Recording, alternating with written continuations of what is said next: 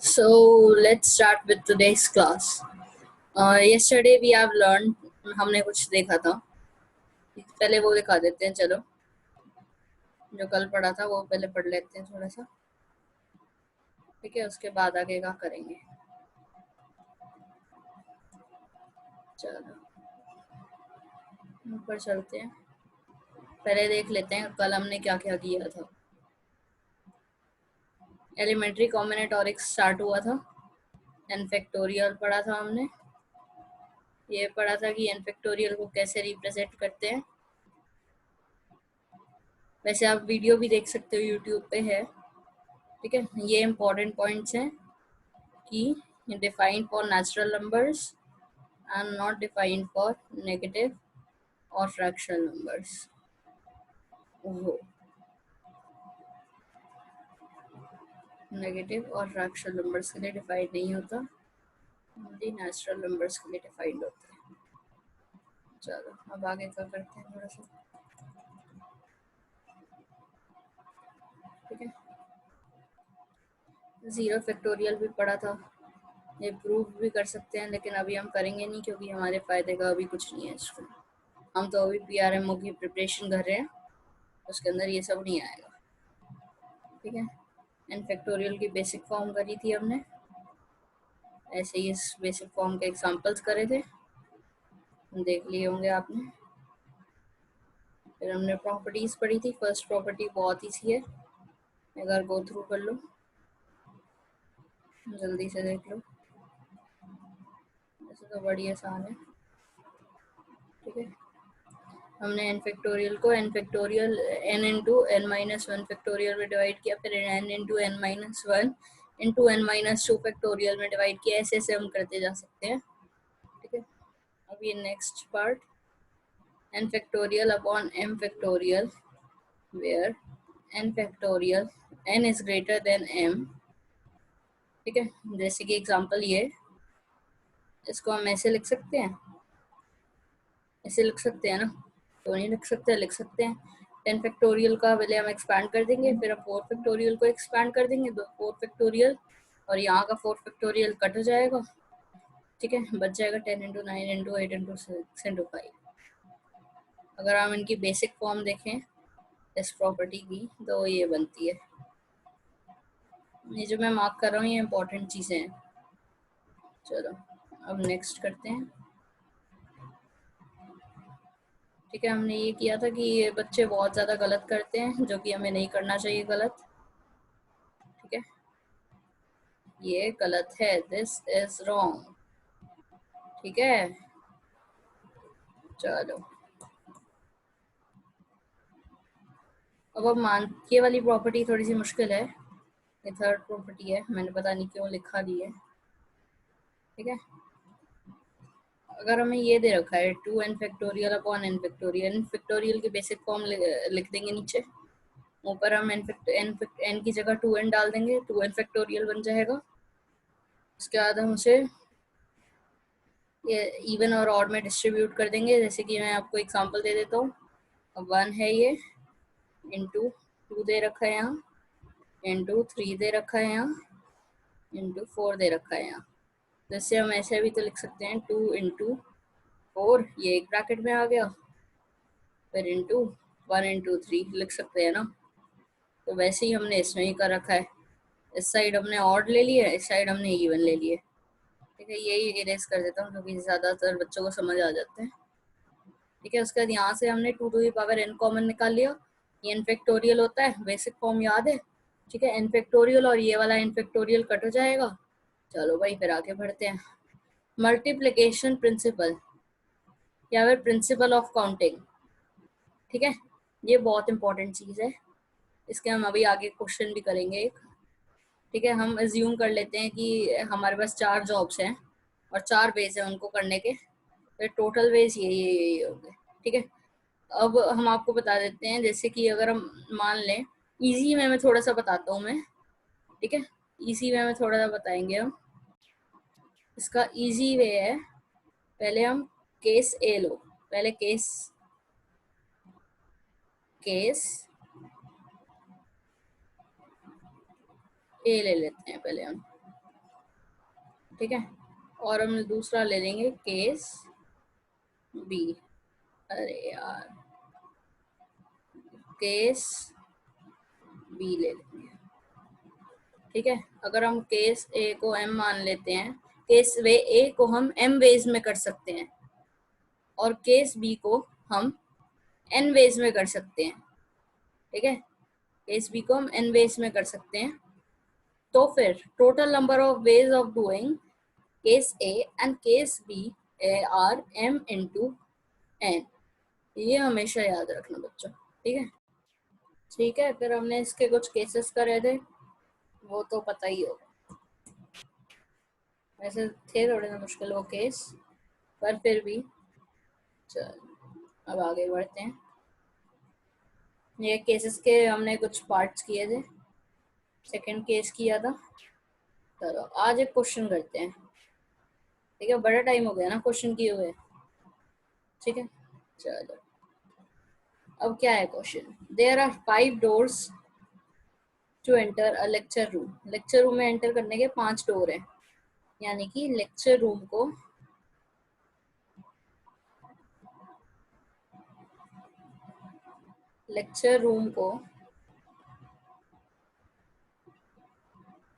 हम enter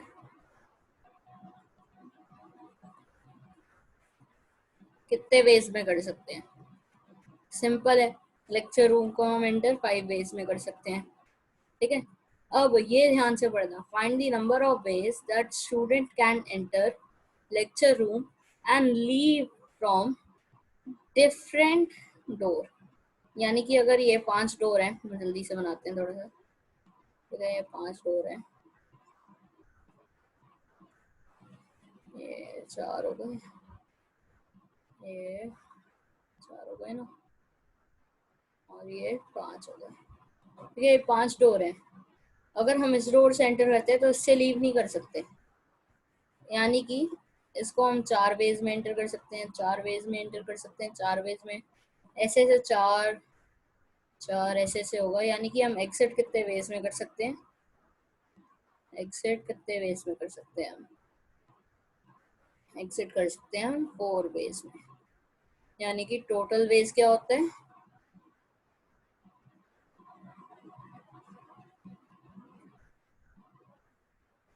total veg क्या होता है, ऊपर बताया था ना, याद करो, याद करो, m इंटू n। सिंपल। ठीक है, n थोड़ा सा गंदा बन गया, चलो सही कर देंगे n भी। थोड़ा सा पढ़ते हैं ना, क्या हो जाएगा 5 इंटू 4। चलो ये वाला क्वेश्चन तो हो गया। अरे यार, ये तो है ही बड़ा आसान, ये सब चीजें ही आसान होती हैं। चलो अब हम करते हैं अगला टॉपिक, ये होगा थोड़ा सा मुश्किल टॉपिक। ठीक है, इसको अभी उठा, चलो टॉपिक स्टार्ट करते हैं। टॉपिक है नो रिस्ट्रिक्शंस। नो रिस्ट्रिक्शंस है टॉपिक। इसके अंदर हम 2 पॉइंट्स हमेशा फॉलो करेंगे, हमेशा, जब तक हम इसकी डेरिवेशन करते हैं इस रिजल्ट की। ठीक है, हमेशा। फर्स्ट पॉइंट है any digit may come at any place and be visible in multiple times as well। इसका मतलब है जैसे कि अगर आप लिखो 1 1 1 1, तो 1 चारों ये एक नंबर है। ठीक है, एक नंबर है ये, और ये जो नंबर है ये इसके अंदर चारों लेटर सेम है। ऐसे ही लेटर सेम हो सकते हैं जो हम नंबर बनाएंगे उसके अंदर। ठीक है, और हम सेकेंड रूल फॉलो कर देंगे जो कि बहुत ऑब्वियस है, कि n डिजिट नंबर की जो हाईएस्ट प्लेस होगी उसमें 0 नहीं आ सकता। अब आप बताओ, अगर 2 डिजिट नंबर है और मैंने लिख दिया 07, एक 2 डिजिट नंबर है, ठीक है, मानोगे आप? बोलोगे ना नहीं भाई ये 1 डिजिट नंबर ही है, 1 डिजिट लिख, बोलोगे ना? ठीक है, फिर मान लेते हैं। तो ये रिजल्ट याद रखने हैं, मतलब ये पॉइंट्स हमें फॉलो करने हैं पूरे रिजल्ट के निकलने के टाइम पे। ठीक है, अब चलो, अगर हमें 4 डिजिट्स का नंबर बनाने को दिया हुआ है, ठीक है, भूलना मत, 4 डिजिट्स का नंबर बनाने को दिया हुआ है। अरे यार इतनी गंदी ड्राइंग हो गई है मेरी, हाय। चलो थोड़ा सा ब्लैक कलर से लिखते हैं।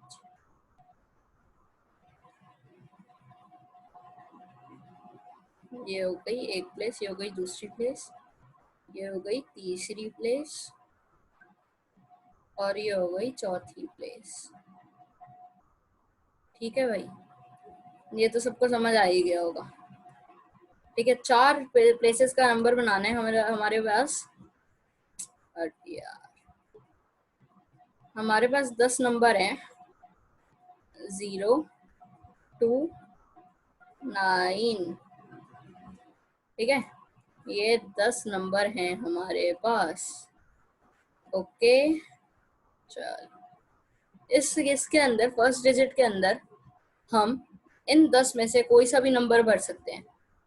बिल्कुल नहीं, ऐसा हो ही नहीं सकता। ठीक है, 0 तो हम भर ही नहीं सकते, तो हम 9 नंबर में से कोई नंबर भरेंगे ना। सोचो, तो इसमें 9 नंबर में से कोई एक नंबर भरा जाएगा। ठीक है, एक नंबर भर दिया, इसके लिए 10 नंबर नहीं भाई, 10 कैसे, 9 ही बचे ना, टोटल तो 10 है, एक इसमें भर दिया। अब इसमें दो, अब 2 हमारे नंबर चले गए, तो इसके लिए 8 बचे, ऐसे ही इसके लिए 7 बचे। तो रिजल्ट क्या आया? सिंपल है, 9 इंटू 10⁻n, यानी कि कितने नंबर ऑफ डिजिट का ये वो नंबर है, n-1। सोचो यही होगा। हाँ भाई, ये तो यही निकल रहा है। नहीं नहीं, एक और बार सोच लो यही है कि नहीं, एक बार सोच लो, मैं गलत भी लिख सकता हूँ। चलो अब ये पूरा इरेज करते हैं क्योंकि मैंने ये गलत किया। ठीक है, पता था मेरे को। चलो अब देखते हैं इसका सॉल्यूशन क्या है। अब ढंग से सुनना, अब सही है। ठीक है, 4 डिजिट का नंबर है हमारा, 10 डिजिट है हमारे पास, यानी कि 10 डिजिट कौन कौन सी हैं? सिंपल, 0 2 9। ठीक है, इसमें 0 नहीं लगेगा तो 9 में से कोई एक नंबर आएगा। इसमें क्योंकि डिजिट्स रिपीट हो सकती हैं, तो 10 में से 10 नंबर आ सकते हैं, 10 में से कोई एक नंबर आएगा, अगले में भी यही 10 में से कोई एक नंबर आएगा, अगले में भी यही 10 में से कोई एक नंबर आएगा। तो इससे फॉर्मूला क्या डिराइव हुआ? बोलो। 9 इंटू 10⁻n-1, ये है इसका रिजल्ट। अब आया समझ? अब तो आना चाहिए, अब तो आसान हो गया है। चलो समझ आ गया तो थोड़ा सा आगे कर लेते हैं। ठीक है, अब इसका सेकंड केस देखते हैं जहाँ पर डिजिट्स रिपीट नहीं हो सकती। ठीक है, मान लेते हैं इसके अंदर भी 4 डिजिट का नंबर ले लेते हैं हम। क्या करेंगे हम छोड़ के नंबर को? ओ भाई, ये क्या कर दिया मैंने? 4 डिजिट का नंबर है ना, दूसरा बॉक्स और ये तीसरा बॉक्स, और वैसे ही करते करते चौथा बॉक्स। ठीक है, 4 डिजिट का नंबर है हमारा, पहले में 9 आएंगे, 9 में से कोई एक आएगा, ये 0 तो आ नहीं सकता, और ट्राइंगल बन गई। 9 में से कोई एक आएगा क्योंकि 0 तो आ नहीं सकता। अरे फिर से, ओ भाई इस बार तो बॉक्स भी गया। 9 में से कोई एक नंबर आएगा, इसके अंदर भी 9 में से कोई एक नंबर आएगा, यहाँ पर चला गया, और इसमें 10 में से 10 आ सकते हैं, तो एक 9 चला गया तो बचे 9, 9 में से कोई एक नंबर आएगा। ऐसे ही इसमें से 8 में से कोई एक नंबर आएगा, और इसमें से 7 में से कोई एक नंबर आएगा। भाई हो गया, बस सॉल्यूशन आ गया हमारा। ठीक है, क्या बना ये, क्या बना सोचो? ये बना 9 इंटू 9 फैक्टोरियल अपॉन 6 फैक्टोरियल। आया कुछ याद? सोचो सोचो, आया कुछ याद?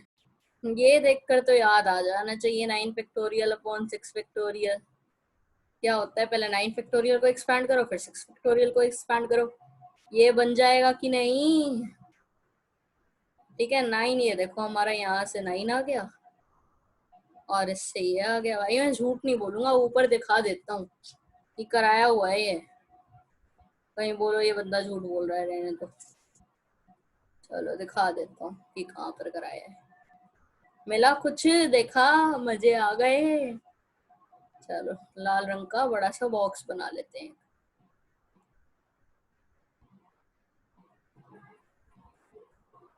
ठीक है, अगला करें अब। चलो अब आगे का देखते हैं। अब होगा असली टॉपिक स्टार्ट। अरे अभी तक क्या चल रहा था? अरे अभी तक तो बेसिक्स चल रहे थे, अब होगा टॉपिक स्टार्ट। ठीक है, चलो टॉपिक में देखते हैं क्या क्या है। परमुटेशन एंड अरेंजमेंट, ये सबसे ज्यादा इंपॉर्टेंट है। Permutation means arrangement.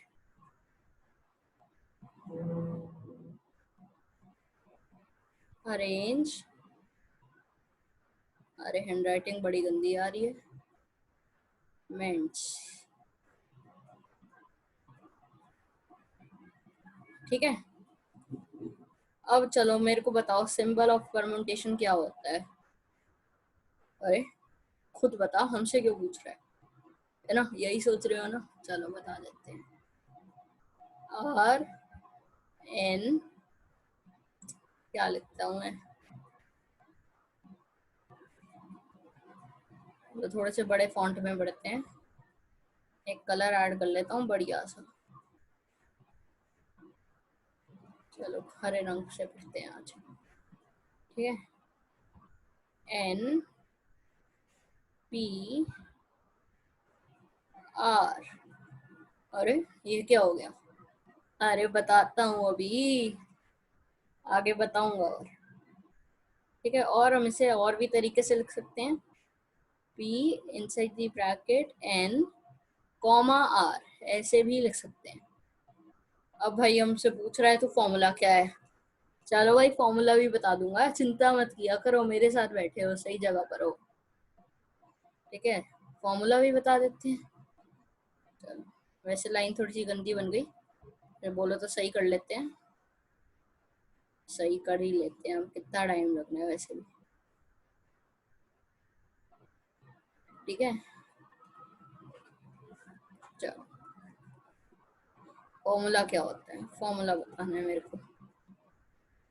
N P R का फॉर्मूला बताना है। N P R is equal to, simple है, N factorial upon N minus R factorial.